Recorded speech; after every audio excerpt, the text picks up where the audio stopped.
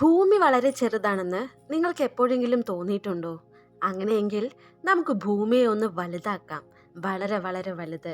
So വ്യാഴത്തെ പോലെ വലിപ്പമുള്ള ഒരു പുതിയ ഭൂമിയിലേക്ക് നിങ്ങൾക്ക് സ്വാഗതം. വ്യാഴത്തെ പോലെ ഭൂമി വലുതാണെങ്കിൽ ഭൂമി ഏതൊക്കെ വിധത്തിൽ മാറും?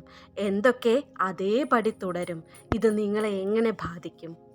ഭൂമിയേക്കാൾ 10 മടങ്ങ് വരെ പിണ്ഡമുള്ള ഗ്രഹങ്ങളെയാണ് നമ്മൾ സൂപ്പർ എർത്ത് എന്ന് വിശേഷിപ്പിക്കുന്നത്. സൂപ്പർ എർത്ത് എന്ന പേര് കേട്ട് നിങ്ങൾക്ക് തോന്നാം ഈ ഒരു ഗ്രഹം നമ്മുടെ ഭൂമിയെ പോലെയാണെന്ന്. എന്നാൽ ഇത് നിങ്ങൾക്കറിയാവുന്ന ഭൂമിയെ പോലെയല്ല. ഈ ഗ്രഹങ്ങൾ ഒന്നുകിൽ പൂർണ്ണമായും പാറകൾ കൊണ്ട് നിറഞ്ഞതായിരിക്കും, അല്ലെങ്കിൽ മഞ്ഞു മൂടിയ ഗ്രഹങ്ങളുമാവാം. ചിലപ്പോൾ നെപ്റ്റ്യൂണിനെ പോലെ വാതക ഗ്രഹങ്ങളുമായിരിക്കാം. സോ ഭൂമി വ്യാഴത്തിൻ്റെ അത്രയും വലുതാകുവാണെങ്കിൽ അതൊരു സൂപ്പർ സൂപ്പർ സൂപ്പർ എർത്ത് ആയിരിക്കും. ഭൂമിയെ ഇപ്പോൾ കാണാൻ വ്യാഴത്തേക്കാൾ ചെറുതാണെങ്കിലും വാതക ഭീമനുമായി താരതമ്യം ചെയ്യുമ്പോൾ വളരെ സാന്ദ്രത കൂടിയ പാറകൾ നിറഞ്ഞൊരു ഗ്രഹമാണ് ഭൂമി. ഇനി നമ്മുടെ പുതിയ ഭൂമി വളരെ വലുതായിരിക്കും. അത് ഇന്നത്തെ ഗ്രഹത്തേക്കാൾ ഏകദേശം 1300 മടങ്ങ് വലുതായിരിക്കും. അതുമാത്രമല്ല, വ്യത്യസ്തമായിട്ടുള്ള കാര്യം എന്തെന്നാൽ വ്യാഴത്തിന് ഭൂമിയുടെ 11 മടങ്ങ് റേഡിയസ് ഉണ്ട്.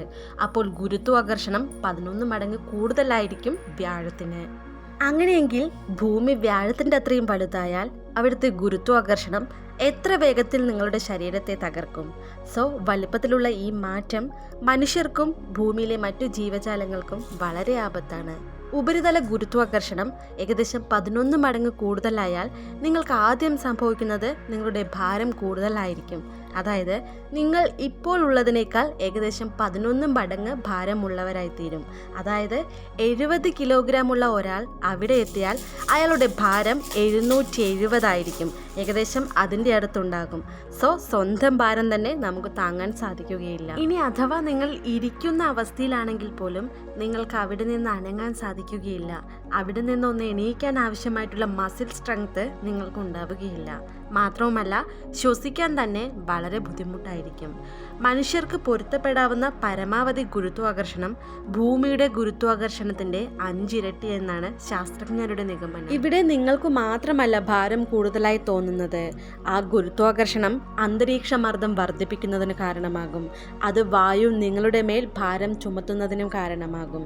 ഇത് ഗുരുതരമായിട്ടുള്ള പാരിസ്ഥിതിക പ്രത്യാഘാതങ്ങൾ ഉണ്ടാക്കും.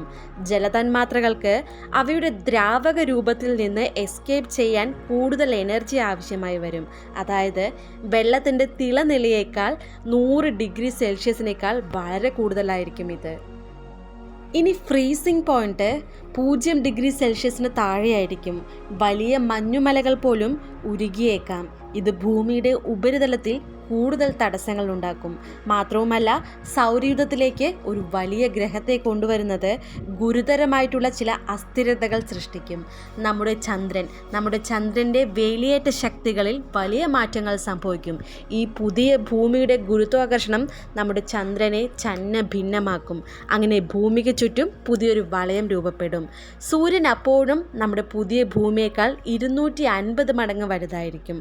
അതിനാൽ ഭൂമി മറ്റൊരു ഗ്രഹത്തെയും സ്റ്റീൽ ചെയ്യാൻ ഒരു ചാൻസുമില്ല. എന്നാലും നമ്മുടെ സൂപ്പർ എർത്തിന് അവയുടെ ഭ്രമണപഥത്തിൽ ചില സ്വാധീനങ്ങൾ ചെലുത്താൻ സാധിക്കും. ഇന്ന് ശുക്രനും വ്യാഴവും നമ്മുടെ ഭ്രമണപഥത്തെയും കാലാവസ്ഥയെയും സ്വാധീനിക്കുന്നത് പോലെ. മാത്രവുമല്ല, ഭൂമി ചിഹ്നഗ്രഹങ്ങൾ പോലുള്ള മറ്റ് ആകാശഗോളങ്ങളുടെ ഭ്രമണപഥങ്ങളെയും ബാധിക്കും. നമ്മുടെ ഗുരുത്വാകർഷണ വലിപ്പം ഈ വസ്തുക്കളെ ചിഹ്നഗ്രഹ വലയത്തിൽ നിന്ന് പുറത്താക്കി കൂട്ടിയിടിക്കാനുള്ള സാധ്യത വർദ്ധിപ്പിക്കുന്നു. അത് നിങ്ങൾക്കൊരു മോശം വാർത്തയായിരിക്കും. ഓർക്കുക, നിങ്ങൾക്ക് രക്ഷപ്പെടാൻ ഒരു പേശി പോലും ചലിപ്പിക്കാൻ കഴിയില്ല. അതിനാൽ ഭൂമി ഇപ്പോഴുള്ള അതേ വലിപ്പത്തിൽ തന്നെ തുടരുന്നതാണ് നല്ലത്.